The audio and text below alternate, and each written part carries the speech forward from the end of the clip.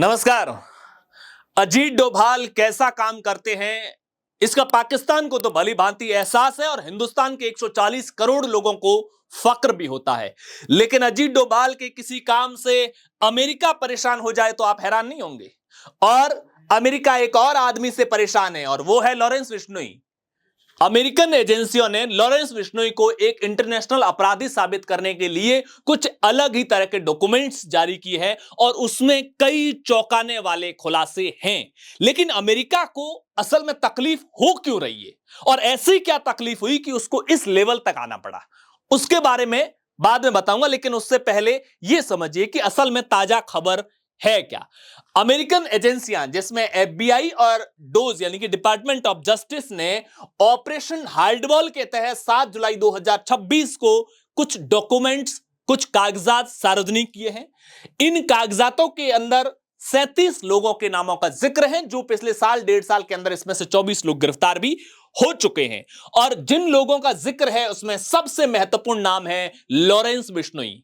यह कहा गया है कि लॉरेंस बिश्नोई एक इंटरनेशनल आपराधिक संगठन चलाता है। संगठनात्मक रूप से यह काम करते हुए दुनिया के अलग अलग हिस्सों में सुपारी लेकर लोगों को मारने का काम करता है। अलग अलग लेवल के क्राइम में यह आदमी शामिल रहता है और हिंदुस्तान के अंदर जेलों में बंद होकर के फोन के जरिए यह अपना पूरा नेटवर्क चलाता है। इनक्रिप्टेड डिवाइसेस के जरिए यह कम्युनिकेशन करता है जिसको कोई भी इंटरसेप्ट नहीं कर पाता है। इस तरह के खुलासे किए गए और साथ में यह कहा कि कनाडा के अंदर जो 2023 में हरदीप सिंह निज्जर की जो हत्या हुई थी उसमें भी लॉरेंस बिश्नोई ने हत्या करवाई थी। दरअसल हरदीप सिंह निज्जर जो खालिस्तान को बहुत ज्यादा सपोर्ट करता था, हिंदुस्तान के खिलाफ जहर उगलता रहता था, सिख फॉर जस्टिस नाम से एक संगठन चलाता था और उस संगठन का काम ही था कनाडा के अंदर बैठ करके भारत के खिलाफ जितना ज्यादा लोगों में जहर फैला सकते हो जहर फैलाना और सिख समुदाय को भड़काने का विशेष तौर से काम किया करता था। इसके अलावा इसमें गोल्डी बराड और रोहित गोदारा का जिक्र है। इन दस्तावेजों में यह कहा गया है कि गोल्डी बराड और रोहित गोदारा ये लॉरेंस बिश्नोई के दो सबसे महत्वपूर्ण गुर्गे थे। गोल्डी बराड उत्तर अमेरिका के इंचार्ज के तौर पर काम करता था, वहां के सारे मामले देखता था और रोहित गोदारा यूरोपियन कंट्रीज का इंचार्ज था और यूरोप के अंदर जो भी काम आपराधिक लॉरेंस बिश्नोई गैंग के होते थे उसको रोहित गोदारा लीड करता था। इसके अलावा इन डॉक्यूमेंट्स के अंदर यह भी बताया गया है कि इस गैंग से 1000 किलो की कोकीन जब्त की गई है, 1 किलो की हेरोइन जब्त की गई है और साथ में जग्गू भगवानपुरिया और रविंद्र ढांडा जैसे गैंग्स के नामों का भी जिक्र है। आप कहेंगे तो ये अलग अलग gangs, Lawrence gangs, Jaggu Bhagwanpuria gangs, ये अलग अलग कैसे, उसके बारे में एक डिटेल में वीडियोस भी बनाएंगे। लेकिन ऐसा नहीं है कि ये सब कुछ काम अमेरिकी एजेंसियों ने अपने दम पर किया। दरअसल साल 1.5 साल पहले अमेरिकी एजेंसियों ने इस मामले में इस तरह के क्रिमिनल गैंग के बारे में भारत के पास, जो भारतीय एजेंसियों के पास जो भी सूचनाएं अवेलेबल थी वो मांगी थी। और अमेरिका और भारत के बीच में साल 2001 के अंदर एक समझौता हो रखा है MLAT यानी कि म्यूचुअल लीगल असिस्टेंट ट्रीटी, ये साइन हो रखी है जिसके तहत जो ये बड़े अपराध है, जो आतंकवाद है, इस तरह के बड़े क्रिमिनल मामलों के अंदर भारत और अमेरिका की सुरक्षा एजेंसियों एक दूसरे को लीगल मामलों में केस को मजबूत करने के लिए, डॉक्यूमेंट्स को स्ट्रांग करने के लिए एक दूसरी एजेंसियों के पास में जो भी इंफॉर्मेशन, मान लो भारत का कोई वांछित अपराधी है जो दुनिया के किसी दूसरे देशों में मौजूद है, जिसके बारे में अपने लीगल केस को स्ट्रांग करने के लिए इंडियन एजेंसियां अमेरिका से भी कांटेक्ट करती हैं कि आपकी एजेंसियों के पास में अगर इनसे जुड़ी हुई कुछ इंफॉर्मेशन हो, बैंक अकाउंट्स की डिटेल हो, फाइनेंशियल ट्रेल हो, इनके नेटवर्क्स के लोगों के बारे में जानकारी हो तो वो हमसे साझा कीजिए। ठीक वैसे ही अमेरिका भी हमसे इंफॉर्मेशन मांगता है। तो इस समझौते के तहत भारत और अमेरिका की एजेंसियां एक दूसरे से जानकारियां साझा करती है। लेकिन हमको एफबीआई और एनआईए आईबी के मामले में तो ये लागू हो सकती हैं, लेकिन यहां पर रॉ जो भारत की खुफिया एजेंसी है, ये रॉ कोई जांच एजेंसी नहीं है, रॉ भारत की खुफिया एजेंसी है। वैसे ही सीआईए अमेरिका की खुफिया एजेंसी है। इन खुफिया एजेंसियों के बीच में कौन सी इंफॉर्मेशन शेयर होती है, नहीं होती है, कब होती है, कैसे होती है, वो इस समझौते के दायरे में नहीं आता है। ये अपने हिसाब से कहां पर कैसी इंफॉर्मेशन, कितनी इंफॉर्मेशन शेयर करते हैं, ये बातें हमेशा गुप्त रहती हैं और गिव एंड टेक वाली होती है। तुम हमारे को इस बारे में सूचना दो, हम तुमको फला सूचना देंगे। तुमको किसी दिन मुसीबत में हमारी रॉ कोई सूचना देकर के अमेरिका को मुसीबत से बचाती है, वैसे ही अमेरिकन एजेंसियां भी समय समय पर भारत को कुछ इंटेलिजेंस इंफॉर्मेशन शेयर करती रहती है। और इंटेलिजेंस इंफॉर्मेशन मोटे तौर पर दोनों देशों की दोस्ती और आपसी जरूरत पे निर्भर करते हैं। कोई किसी पर एहसान नहीं करता। अमेरिका हमको भी इंफॉर्मेशन देता तो अमेरिका को भारत की जरूरत होती है तभी करता है। अब आते हैं कनाडा वाले चैप्टर पर।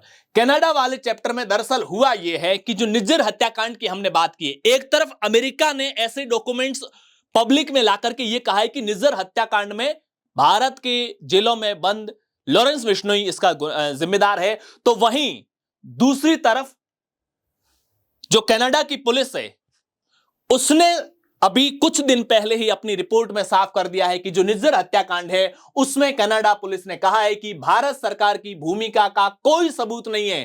ट्रूडो के आरोपों से यह अलग दावा है। दरअसल जब जस्टिन ट्रूडो कनाडा के प्राइम मिनिस्टर थे तो उन्होंने भारत के खिलाफ ये जो निज्जर की हत्या हुई थी उसके बाद में अलग अलग जो टारगेटेड किलिंग के मामले में भारत पर, सरकार पर सीधे आरोप लगाए थे। उस समय नरेंद्र मोदी सरकार और जस्टिन ट्रूडो सरकार के बीच में इतने रिश्ते बिगड़ गए थे कि भारत ने अपने राजनयिक वहां से वापस बुला लिए थे। जस्टिन ट्रूडो ने जो सरकार थी उसने भारत से अपने राजनयिक वापस बुला दिए थे। कनाडा की पार्लियामेंट के अंदर अमित शाह का नाम लिया गया था और नाम लेकर के आरोप लगाए गए थे। अजीत डोभाल जैसे लोगों के सीधे तौर पर नाम लेकर के आरोप लगाए गए थे। तो इसके प्रधानमंत्री रहते हुए इंडिया पर बहुत ज्यादा हार्ड आरोप वहां पर लगाए गए। तो ऐसा भी कहा गया कि जस्टिन ट्रूडो कनाडा के अंदर खालिस्तान सपोर्ट करने वाले लोगों को बहुत प्रमोट करते थे और एक तरह से ऐसा लगता था जैसे उनका ही एजेंडे को चला रहे। लेकिन समय बदला, जस्टिन ट्रूडो भारत के खिलाफ कितना भी जहर उगला लेकिन वो सत्ता में वापसी नहीं कर पाए। जबकि जब वो जहर उगल रहे थे तब लोग कह रहे थे वो इसलिए कर रहे ताकि एक तबके के वोट हासिल कर सके इलेक्शन में फायदा लेने के लिए, लेकिन वो इलेक्शन में जीते नहीं। मार्क कार्नी कनाडा के पीएम बने। भारत और कनाडा के बीच में फिर से दोस्ती गहरी होने लगी और इस दोस्ती का परिणाम यह दिखा कि आप ये असर देख सकते हैं कि जब मार्क कार्नी जीते थे तो प्रधानमंत्री मोदी ने, सोचो जिन दो देशों के बीच में इतनी दुश्मनी बढ़ चुकी हो वहां पर नई सरकार बनते ही प्रधानमंत्री मोदी ने कांग्रेचुलेशन ट्वीट किया था और उन्होंने उनकी जीत को, एक जो लिबरल पार्टी की जीत है उसको बधाई देते हुए कहा था कि India and Canada are bound by shared democratic values and steadfast commitment to the rule of law and vibrant people to people ties. I look forward to working with you.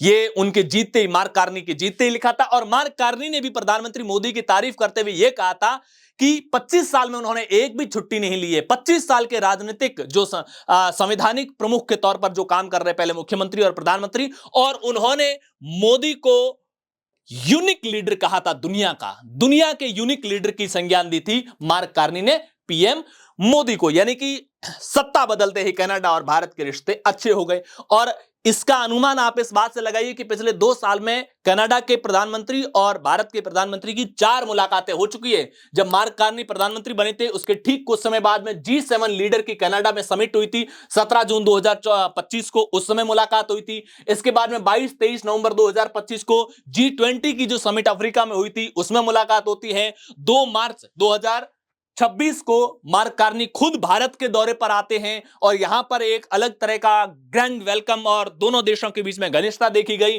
16 जून 2026 को, अभी कुछ दिन पहले ही जो G7 समिट हुआ था, कहां पर, फ्रांस के अंदर, उसके अंदर भी इन दोनों नेताओं की मुलाकात हुई। और इस फ्रांस वाली मुलाकात में मार्क कार्नी ने प्रधानमंत्री मोदी को 2026 के आखिर में कनाडा आने का न्योता भी दिया है। और संभावना है कि जब मोदी कनाडा जाएंगे तो भारत और कनाडा के साथ में एक कोई बड़ा ट्रेड, व्यापार समझौता भी हो सकता है।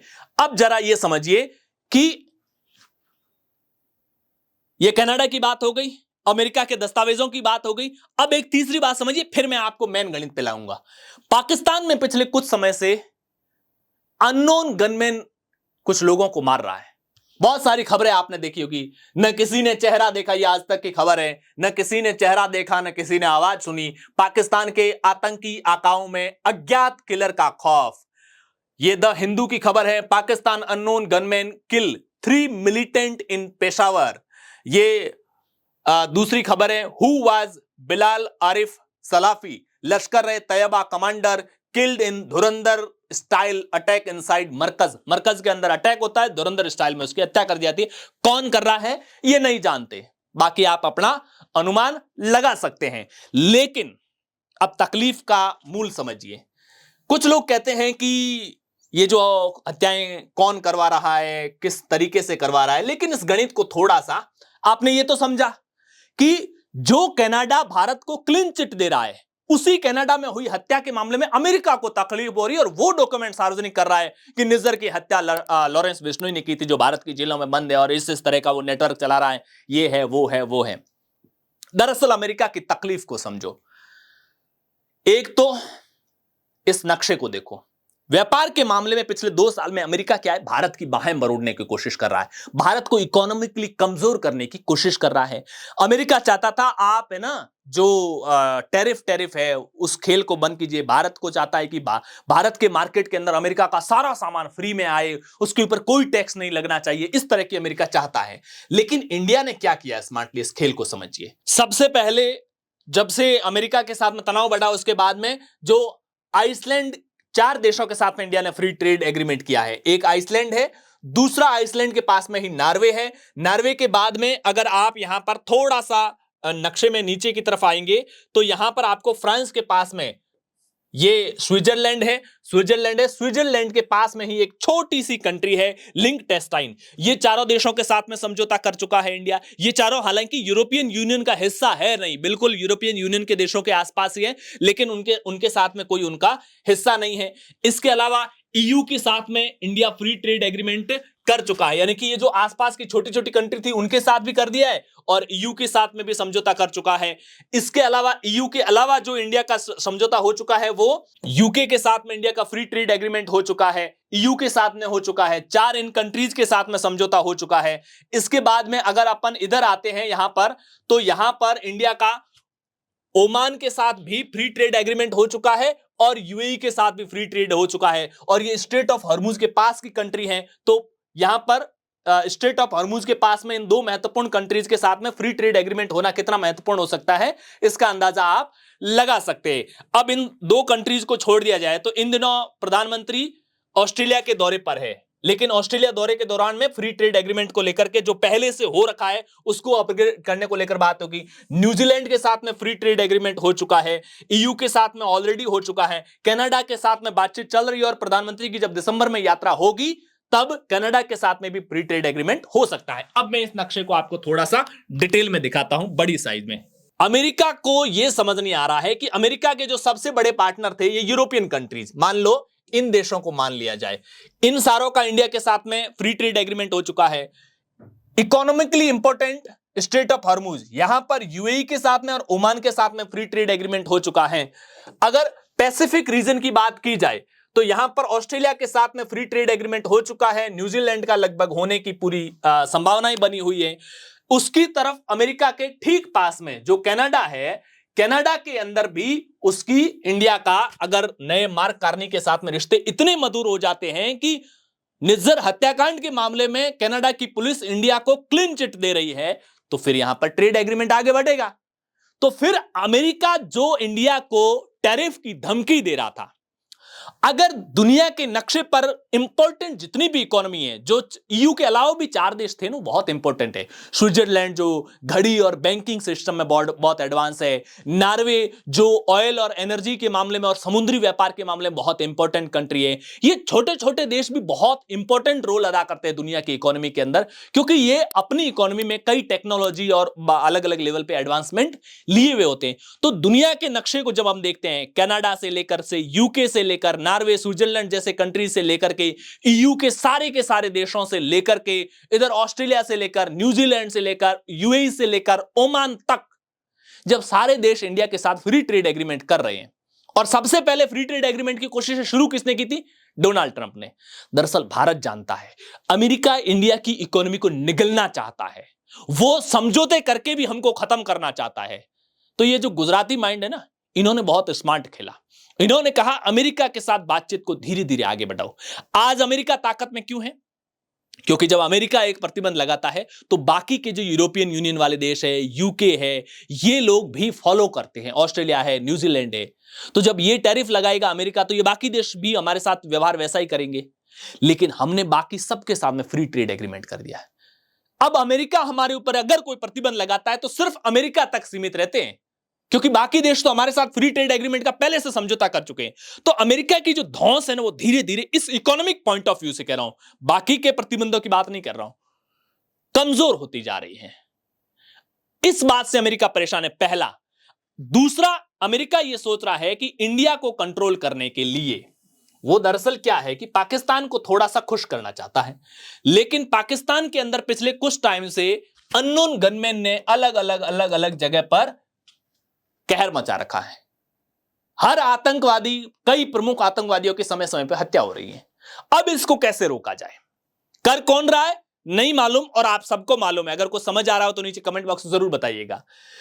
तो अमेरिका इसके जरिए दो गेम खेल रहा है। एक तो कनाडा पर प्रेशर बना रहा है कि आपकी गवर्नमेंट जिस इंडिया को क्लीन चिट दे रही है, उसी इंडिया में बैठे लॉरेंस बिश्नोई ने ही निज्जर की हत्या की थी और कनाडा के अंदर किलिंग की थी।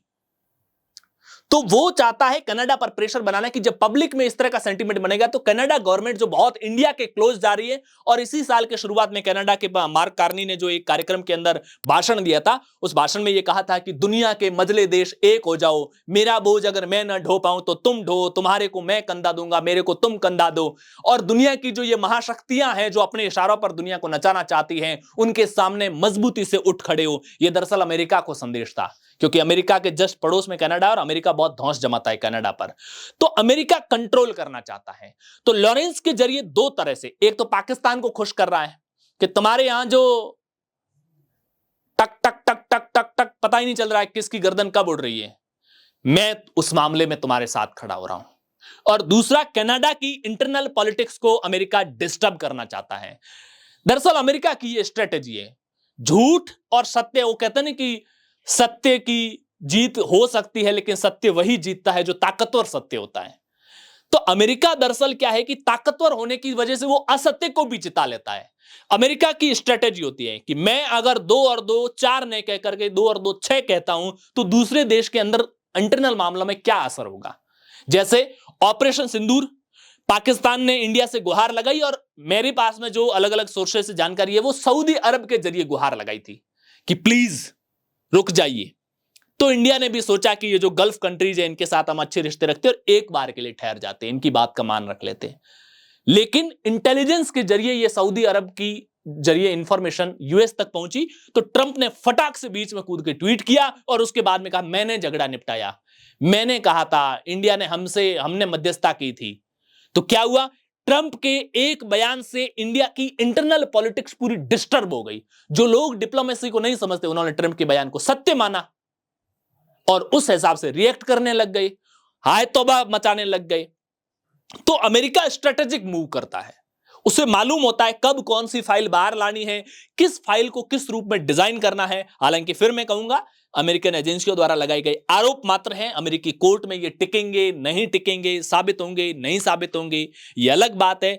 लेकिन अमेरिका दरअसल इस लॉरेंस बिश्नोई वाले प्रकरण और कागजों को सार्वजनिक करके पाकिस्तान को भी खुश करना चाहता है और कनाडा पर प्रेशर बिल्डअप करना चाहता है, ताकि वो, क्योंकि इंडिया सबके साथ में फ्री ट्रेड एग्रीमेंट कर चुका है, कहीं अब कनाडा के साथ भी कर लिया तो फिर यूएस के लिए इंडिया को ज्यादा नेगोशिएट करना, इंडिया को ज्यादा मनाना कि हमारी शर्तें मानो, क्योंकि इंडिया अपनी शर्तों पर ट्रेड एग्रीमेंट करना चाहता है। पीयूष गोयल ने कुछ दिन पहले अमेरिका के अंदर बैठ करके भी ये कहा था कि फ्री ट्रेड एग्रीमेंट का मतलब ये नहीं होता है कि जितने परसेंट तुम हमको छूट दे रहे हो हम भी तुम्हें उतने ही परसेंट छूट दें, नहीं।